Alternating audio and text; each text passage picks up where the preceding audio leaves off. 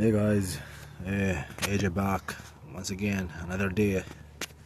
It's 3:51 for the record, Saturday, March the 8th. So, as you can see, I'm back to my U-Haul because, here I am. Look where I am. I'm on the pretty much side of the road. That's what they call it, right? I am exactly, that's the railroad. And as you can tell, this is a parking lot, right?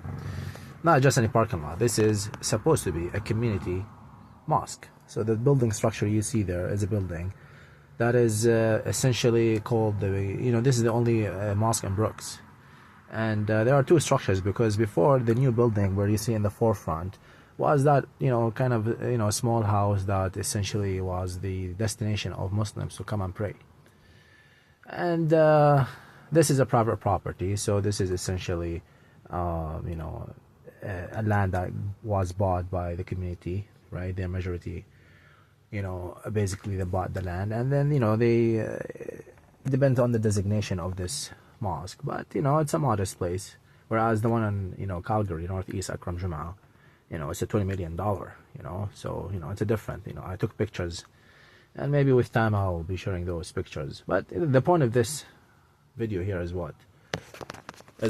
So, I'm a Muslim. Last I checked, this is a holy site, community, right? For minority, basically, and visible minority people and those who associate themselves with the religion of Islam. So they're Muslim, and they are supposed to be observing the holy month of Ramadan, and I talked about that previously in my other videos. Yeah, I do not subscribe, because science is really once you can differentiate science through observation of natural and universal phenomena versus what you are told over and over and over, irrespective of what the facts before your eyes suggests or tell you. So when I ask people the very simple question, how many days are in a calendar, everybody looks at me like, why is this guy asking me this question? Well, it's very simple. It's not because I'm a Muslim, but I don't wish to fast, not because I don't want to fast or wish to fast or not wish to fast. None of your business. Now, who is this guy? Suddenly I received this call yesterday. Apparently the U-Haul in Arizona received a call from the RCMP that a person basically now had called the authorities to remove the vehicle on the side of the road. What side of the road? So allegedly they received this phone call from somebody that essentially had asked for the tow truck to be removed. So the RCMP were on their way, and I said, well, let's at least, as per the voicemail I was left, right? So I have the conversation from the person, and then another person calls, and his name is Kevin, leaves me a message trying to check on my well-being and etc. Great. So I call this guy and I tell him, listen, Kevin, I don't know who exactly called and made the unlawful request without my authorization, because last I checked, the vehicle, the rental, the truck, that is the U-Haul, is under my contract. So under my name. So I'm the rightful authorized person. And, you cannot just unlawfully come and, suddenly try and move a vehicle from the allegedly side of the road, when in fact it's not. You are fabricating evidence and, twisting, distorting, the facts, just so you can, justify it for yourself. That, oh, there's a truck now stuck where exactly? In the community mosque. It's a private property, first of all. You have no jurisdiction whatsoever. No jurisdiction. Come Allah, you have no jurisdiction. But nonetheless, again, natural. So I'm here upset. The case is not about come Allah, this versus that. Listen, I'm a Muslim. My brothers here are Muslim. I came for the first few days. I slept the night actually, and before when the truck was first stuck, and then I was here. I looked for the. I spoke with my brother, one of the managements here, or representing the management, and the guy was so happy to see me. We had a good conversation. We broke fast together. We ate. It was beautiful. But none of them spoke Arabic. I speak Arabic. None of them spoke Arabic. I speak Arabic. So, I come and then I see another brother of mine, and he's from Sudan. His name is Mustafa. Alhamdulillah, the man is very highly intellectual, and he tells you خزعبلات العلمية. So there is العلم الصحيح and there is الخزعبلات العلمية, or false, so to speak, false science. So there is true science and false science. So that's basically, why I'm recording, because I'm not feeling well. I don't want to be typing. So I send my email, accidentally. Maybe things happen for a reason. Like I said, nothing happens for no reason. So, I send my email. And that was, accidentally, I told you. And then, at least they acknowledge the recipient of my email. This is the Q bench, so Queen's Bench filing, right? So this is where I'm trying to basically take my matter before the King's Bench. Because again, if you don't take justice into your own hand, like, nobody wants to, help you. Like, what happens to the government where they have the fiduciary duty to be there for their citizens? So now, like, basically the government of Alberta, it looks like I just putting one and one. So the guy, he wasn't here. I had no problems. My truck was here. Nobody complained. Everything was kosher. The minute this guy lands back, it turns out that, I come back for the mosque. Yesterday, I wanted to come back. I didn't have a chance. So I come today, and, I go inside the mosque, and suddenly I learned that it was no other than, the Calgary Association, or Muslim Calgary Association, right? Person himself, and he also works for Alberta Support. Okay, great. So a stooge got installed by the government, so to speak, right? To do what? You're here to represent the Muslim community, no? I mean, why are you infringing on my inalienable natural rights and freedom now? Hey, a truck is here, so what? Okay, I'll do business with you. So what? You charge me, whatever you want to charge me. Name your price, so government will pay. What's it to you? So now you're coming at me with what? Prejudice that it belongs to somebody not from the community. Did you even see me? This is who I am. I sent you an email earlier. So, if you work for the government of Alberta, I'm sure you are well versed with the law. So, Section 92 of the BNA Act 1867, you have no jurisdiction over me, nor the U-Haul, nothing. So please, and you're a Muslim, last I checked. Or, the fact that, maybe now you're, with prejudice coming at me saying that I'm not a Muslim. Like, how do you know that I'm not from the community? The truck that belongs to somebody not from the community. How do you know that? I'm indigenous Palestinian. I speak Arabic. Do you speak Arabic? Do you speak Arabic? So, this is where, suddenly, we are entrusting in people that are supposed to safeguard and protect our, belief, our, it's just, this is who we are. Like, what is it to you? What? Like, you just I'm a Muslim. What is it to you, I fast or not? What is it to you? There's a lot of people who are not fasting this month. Does not make them infidels. Does not make them non-Muslim. But at least, I am not fasting because I'm choosing not to fast. Unlike you, the sheep. So I speak like this because, again, you are with prejudice coming at me that I'm not a Muslim. Why? How'd you know? My passport. I was born in Damascus, Syria, buddy. I know Arabic like this. Whereas you, I don't know.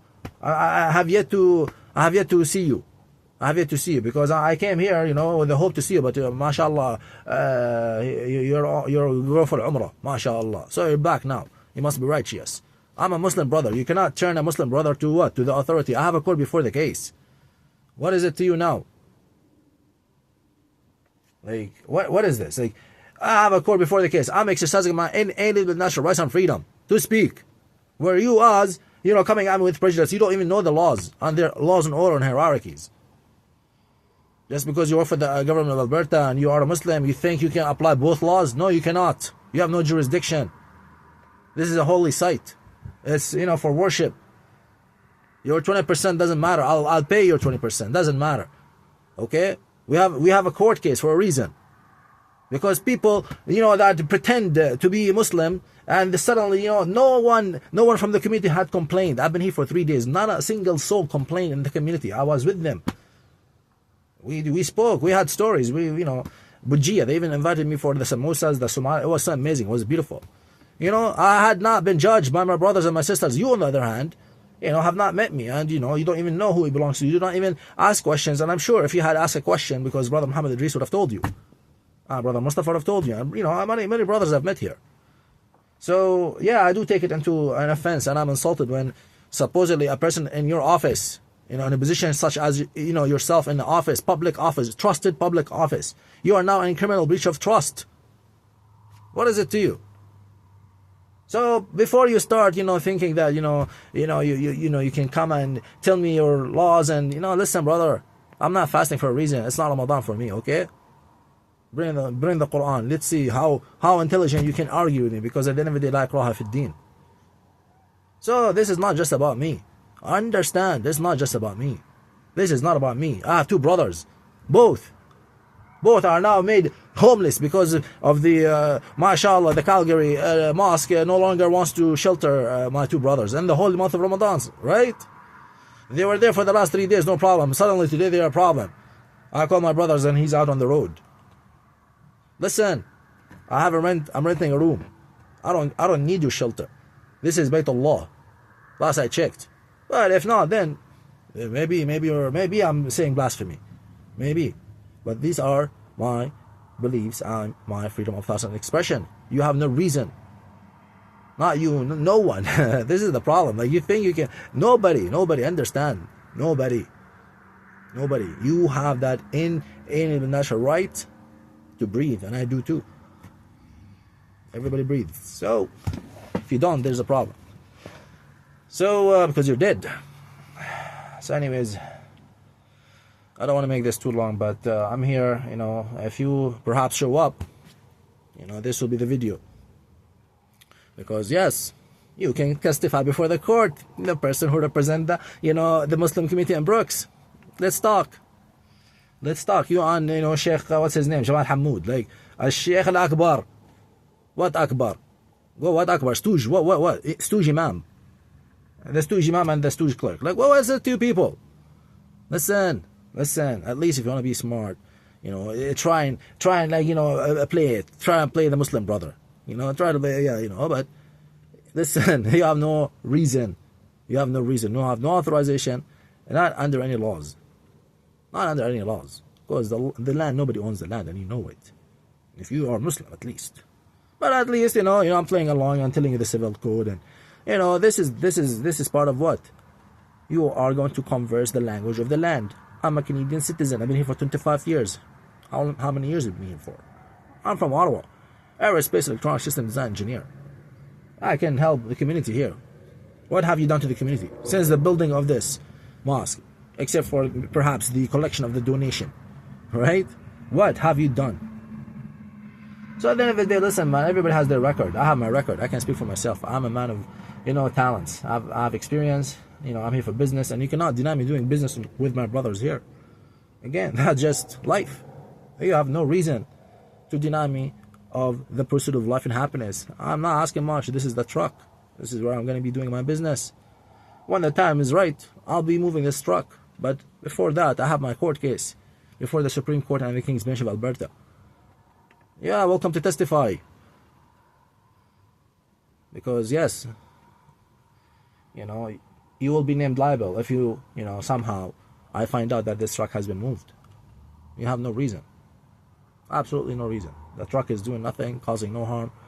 I have the contract, and as far as of this recording, the contract is valid in my name, under my name. So I'm the authorized person. Hence, I'm sitting in the truck.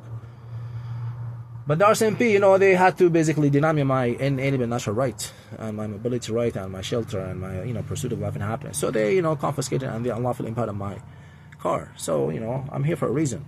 Like I said, irrespective of the belief system, irrespective of what you think, there's something called inalienable natural rights and freedom, and that's what I'm, as Canadian, fighting for. My inalienable natural rights and freedom, which are safeguarded by the Constitution, which is the supreme law of the land. Last I checked, Section 52, Part 7. Right? 52.1, Part 7, the Constitution Act, 1982.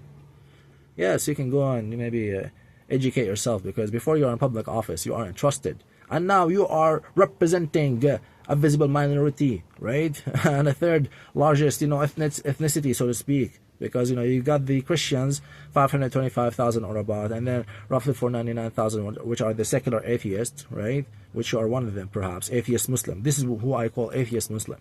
And then you got 100,000 Muslim, right? That in Calgary, Calgarian. So we are like the third largest. So denomination, but we have a stooge imam and we have a rightful imam. So which one are you? I would love to hear. It's not a question of he said, she said. It's a question of facts. I have to understand the law is a question of facts. It's not he said, she said. So yes, I'll be more than happy to challenge you too as well. And the Sheikh al-Akbar, so to speak. Bring it on. Peace.